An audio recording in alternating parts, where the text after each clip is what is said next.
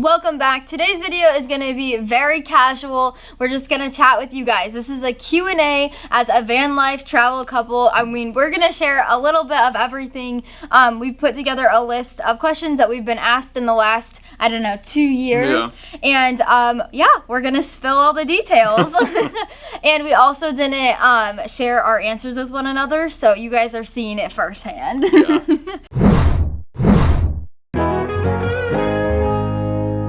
Okay, so first up, what's it like living with a big dog in a van? Do you want to go first?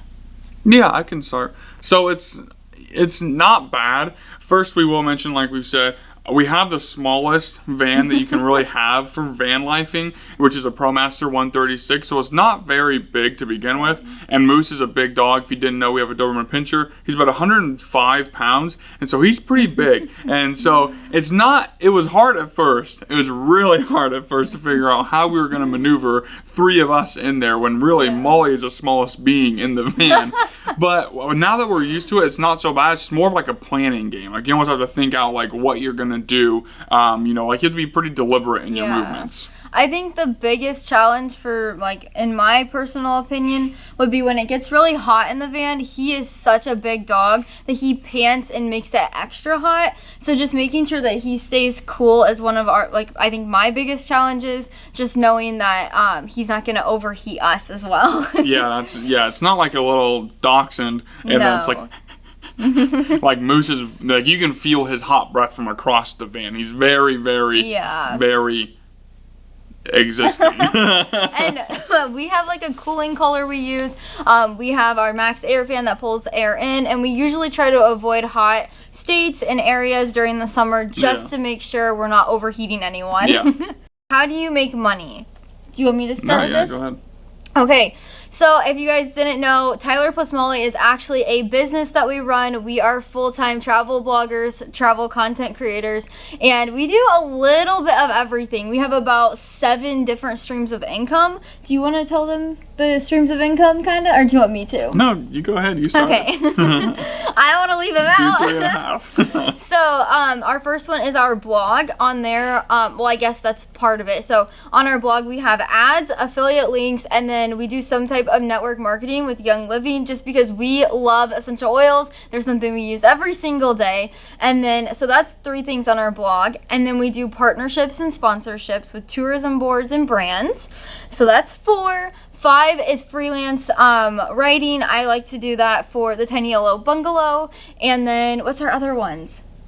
Oh, and then now we are offering coaching for blogging and services like a Pinterest audit. And then our 7th one would be selling our ebooks. So we have blogging help ebooks to help other travelers and other people get started with their blogging business. And then we also, within that area of our income, is our what's it called? Our cookbook. Sorry guys, it's a little It's more stressful. Like our ebooks are like the 7th one, our like ebooks. The whole umbrella. Yeah, so ads, affiliate marketing, network marketing, freelance writing, selling ebooks, coaching, and partnerships. Yeah. Partnerships. You went out of order, threw me off.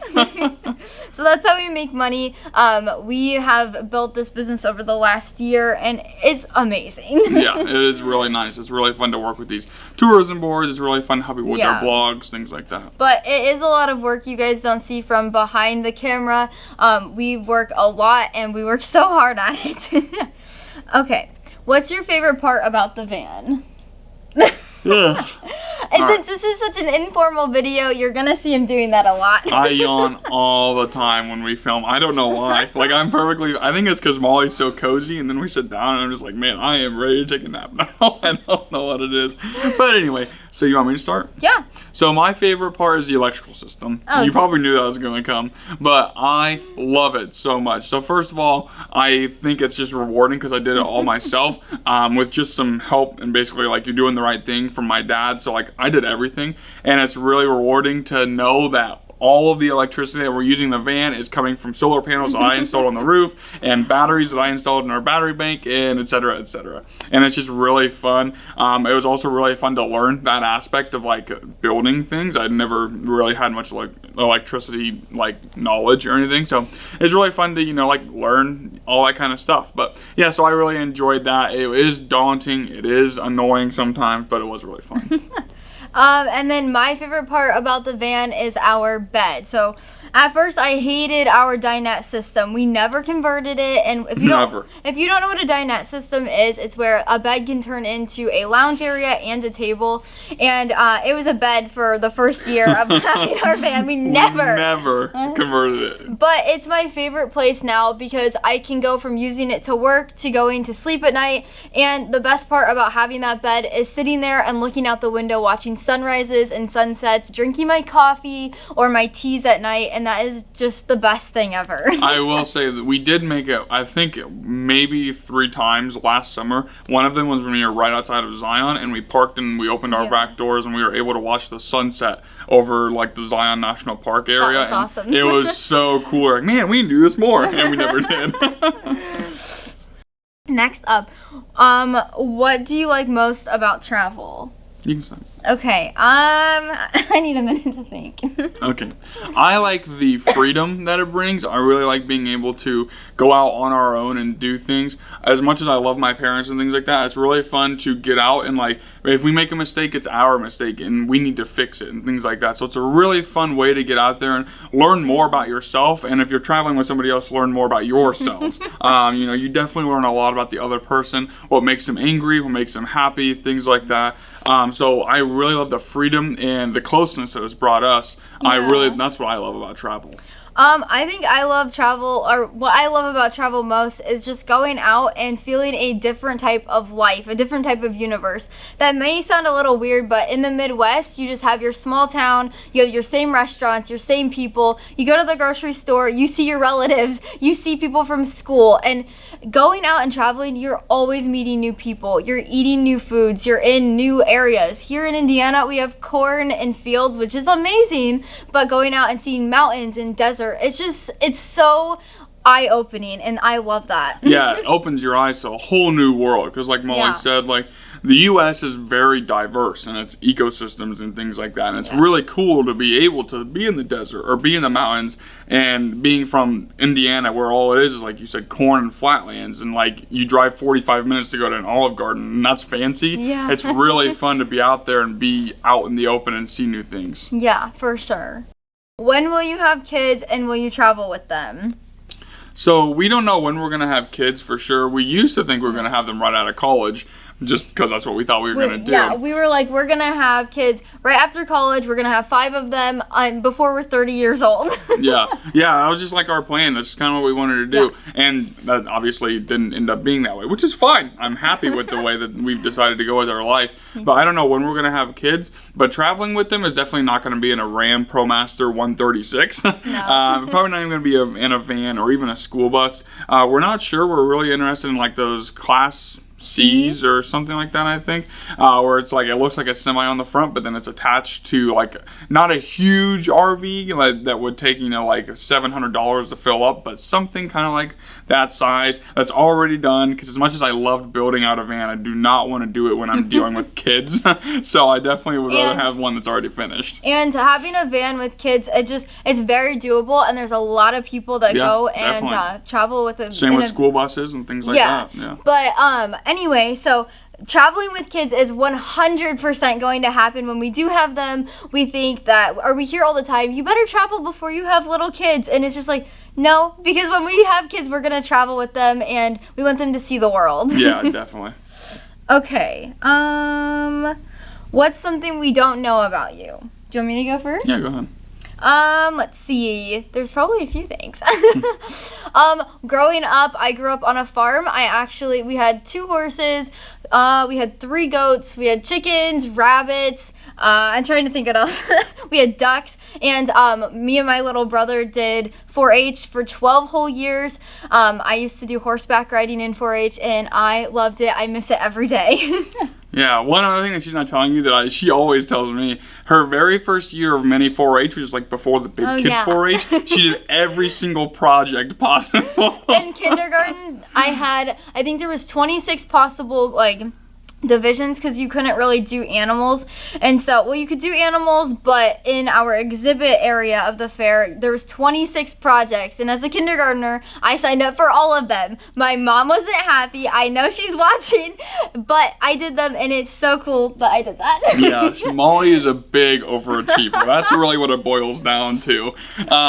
As far as me, I lived almost the exact opposite. So Molly had all these animals. We had none. We had cats. I think we had 2 cats when I was growing up. We had a dog, and then it ran away. So I really grew up with like no animals, but I grew up with all crops. So my dad is my dad is a crop farmer here where we're from, and so I would help him plant corn, plant beans, harvest corn, harvest beans, and everything in between. And that was my life. So it's really funny that like we both grew up in a very similar farming environment, literally 2 miles away from each other. And we didn't know each other. Yeah, and we had such different like upbringings and things like that. Yeah. If you could have any hobby in the world, what would it be? Is this mine to start with? Yeah, you can start. Yeah. So for me, I think mine would be woodworking. I love that kind of stuff. I love building things and things like that. I mean, I was going to be in construction. Yeah, that's true. So that if you guys didn't know that, I was also going to do construction. I was in construction management not in high school, but in Ball State at college, and then I switched to media. But yeah, so I really didn't know much about it or care for it a ton, but then my high school class, I got into intro to construction just to be with my friends, and I loved it. We built birdhouses, we built mallets, all this stuff, and I just like loved the process. I've been trying to think. I don't know. So I think, and tell me if this is not a hobby. I think my hobby would be hobby farming. Would that consider?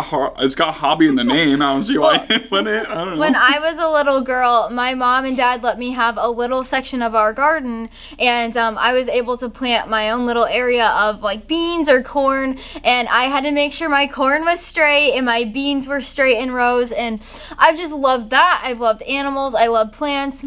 So if I could have any hobby in the world, it would be hobby farming, which maybe when we get a house, I can do that. But I would love to have a greenhouse and rescue animals like horses and cows and just be like a rescue hobby farm thing. I think that would be fun. Yeah. Okay. What's at the top of your bucket list? Just to do? Like, what's at the top? I guess you could take this either way. So your bucket list. So either a place or something you could do. What would be at the top of it? I think mine would probably be, it's a tough decision. I'm going to name both of mine because I can't decide.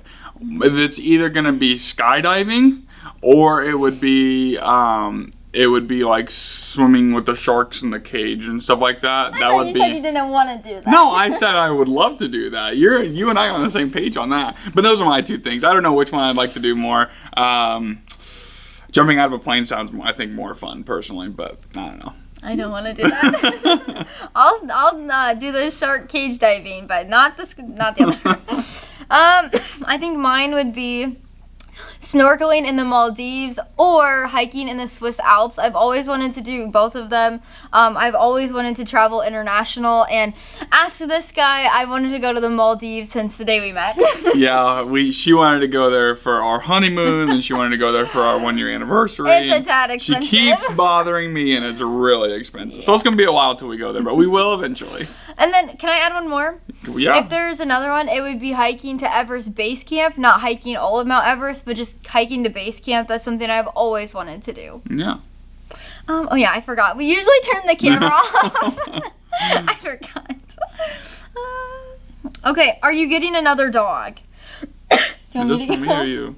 You can go. I can go. Sorry, I keep coughing. Okay, so yes, at some point we are getting another dog. Our van right now, we just did renovations and it just now fits Moose perfectly. So I think we're going to wait until we get another van, and that way we can make it a better size for them. But also, if we get a house before that, then we'll definitely get one then. We just need a little bit more space because whenever we get one, it's going to be big. Yeah, yeah.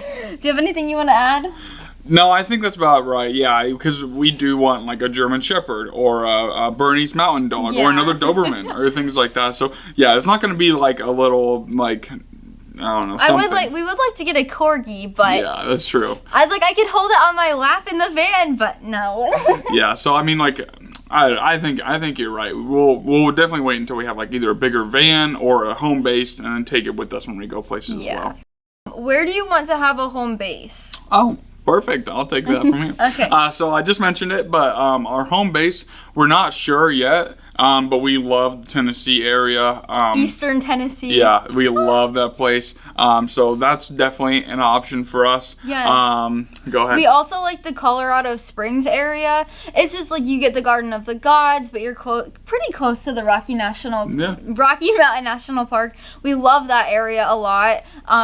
Is there anywhere else that we do like Michigan's Upper Peninsula a lot. Munising and Marquette are really beautiful, and we want to stay kind of somewhere that's not super, super far away from Indiana so we can drive back for holidays and not fly all the time. But, I mean, nothing's really out of the question. Yeah. And when we do get a home base, we want to get we would love to get a cabin and renovate it, or something that we can get for pretty cheap and make it our own, because, I mean, we love that process. Yeah, exactly. Okay, and then last question. Will you ever go back to a regular lifestyle? Do you want me to do it? Yeah, go ahead. No.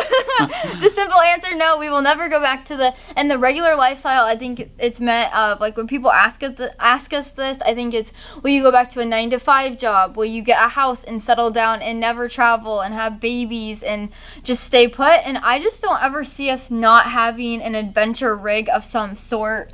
Yeah. What do you think? No, I agree. I can't imagine doing anything else. And we will never go back to a 9-to-5. We absolutely love our business. We've worked so hard to make this happen, and it's seriously a blessing. Yeah, I mean, I've really never even worked a 9-to-5 to begin with. Yeah, we had like internships, and like your construction was pretty much like the closest thing. Yeah, and I would still work like 15 hours. Yeah. So there was that. but yeah, so I mean, yeah, we've never really done like a 9-to-5. So I mean, I don't even want to know what that feels like anyways. No, we are not office people. Yeah, so I love what we're doing, and I would love to keep going. Yes, but that is it for our Q&A. We hope you learned something, and just let us know what you think below, or let us know something that we might not know about you in the comments. We always love reading those. If you have any more questions, we would be happy to answer them below. And check out last week's video. What was last week? The top 5 places, or top 6, whatever, road trip places for van life. Go check that video out. You will not want to miss that. We'll see you next week, guys. Bye.